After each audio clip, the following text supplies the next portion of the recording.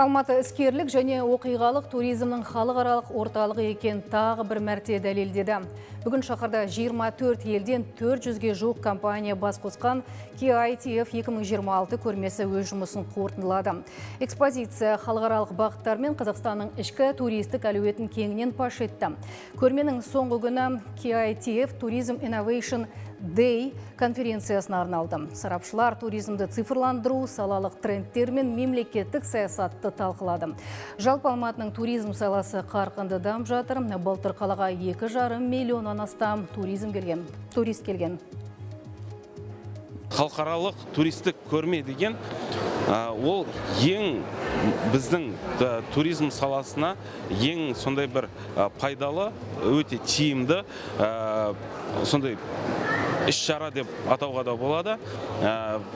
Соның арқасында біздің туроператорларымыз жаңа байланыстар тауып, жаңа туристер алып келетін үлкен мүмкіншіліктер беретін сондай іс-шаралар. Қытай Халық Республикасымен, Малайзия елдерімен, Сингапур елімен, Индонезиямен, Таиландпен біз қарқынды жұмыс жасап жатырмыз. We are promoting Malaysia, Visit Malaysia year 2026 in Kazakhstan market to encourage more tourists from Kazakhstan to Malaysia, which is we target more than 50,000 arrival for this year.